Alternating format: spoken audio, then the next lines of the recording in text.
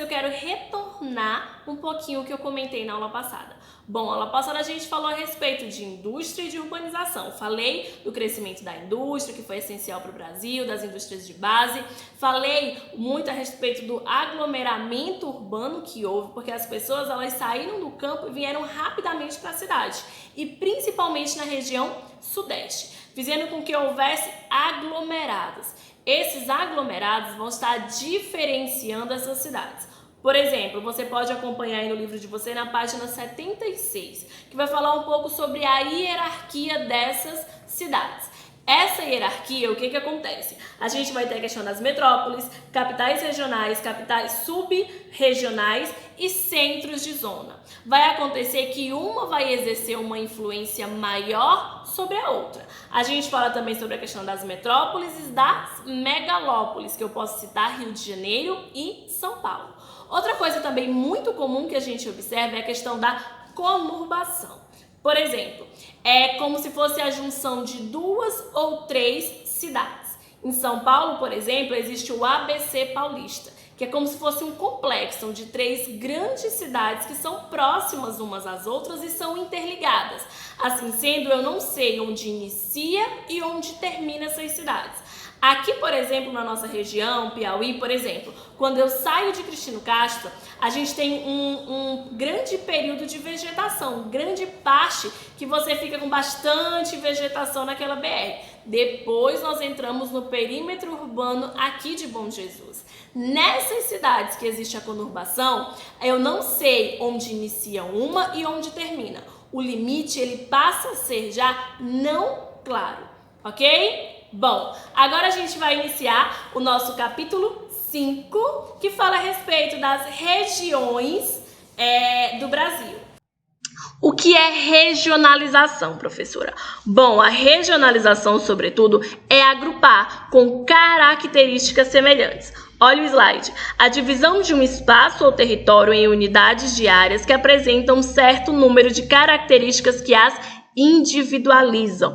Olha outro conceito. O surgimento dessas divisões regionais oficiais está ligado à questão do planejamento que houve, sobretudo, após a Segunda Guerra Mundial. Então, quando eu regionalizo, eu divido para que eu melhor possa estudar e, principalmente, eu vou dividir essas regiões que possuem características parecidas.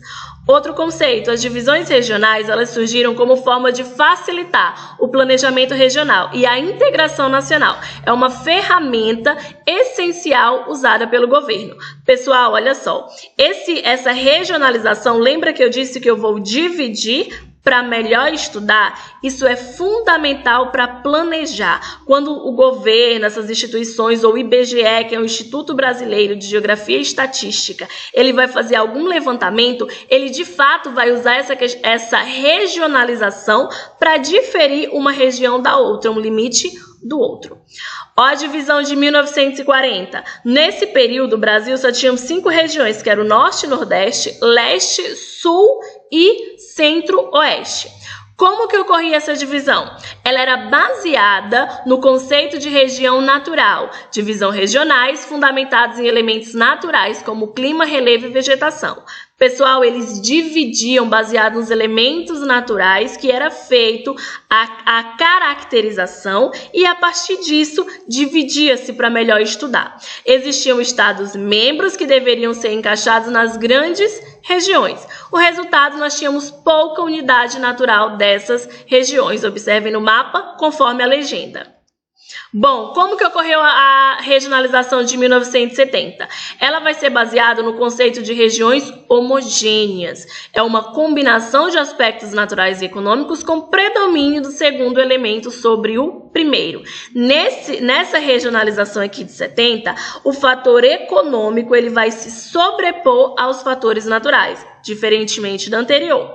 As regiões elas eram formadas por micro-regiões, então elas possuíam, além de características naturais semelhantes, elas também possuíam características econômicas semelhantes. Essas micro-regiões eram baseadas no território e na produção estatística. Observem a questão do território do Acre, que era transformado em um estado. E o território de Rio Branco passa a ser denominado pela região de Roraima.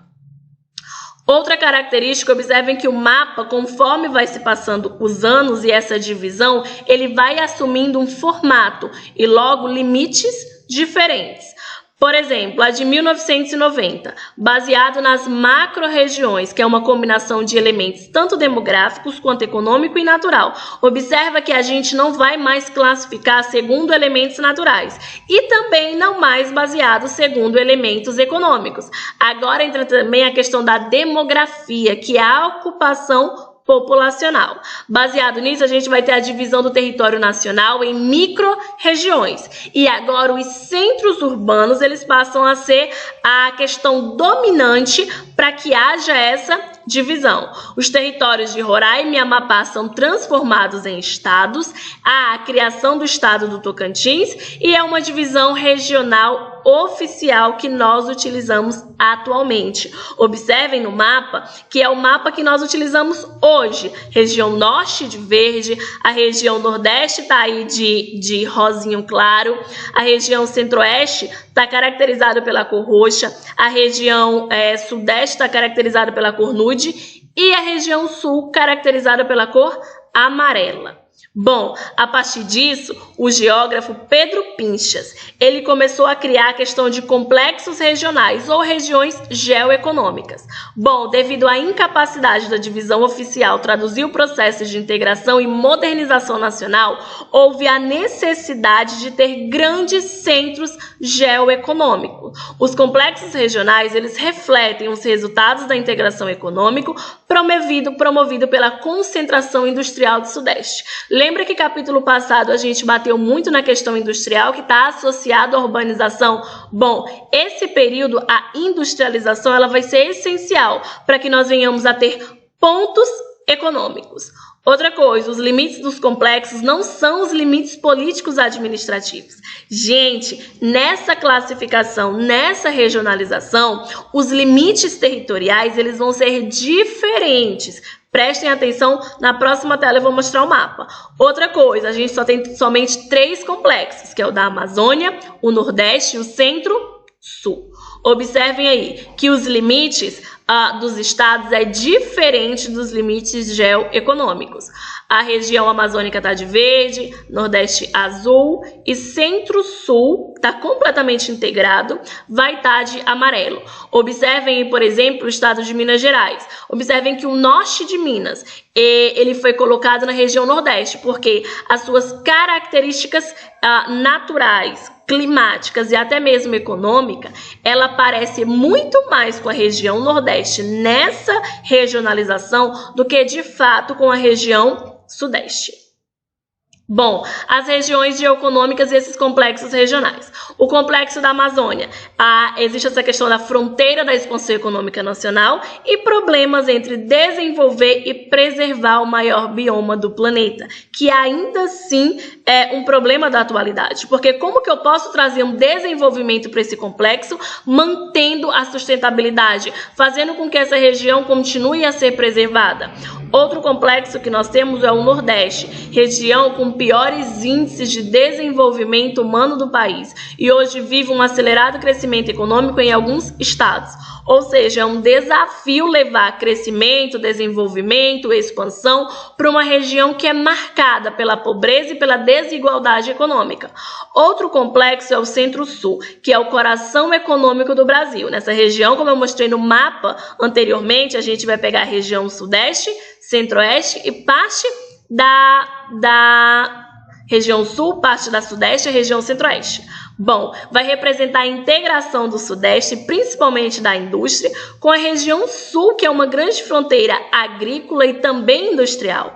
Possui também graves problemas sociais como violência, poluição ambiental e falta de moradia. Lembra que no capítulo anterior eu falei desses problemas que é gerado principalmente quando há um rápido crescimento urbano em determinado lugar? Bom, esses problemas eles persistem. A gente vai ficar até aqui no nosso slide. Lembrem que quando a gente fala a respeito de regionalização, eu vou dividir o território brasileiro para que eu possa fazer um melhor levantamento, para que eu possa fazer uma melhor exploração dessa região. Boa aula, bons estudos. Não esqueça que aqui embaixo tem uma atividade e é essencial que você se atente ao prazo para poder estar me enviando, ok? Tchau, tchau!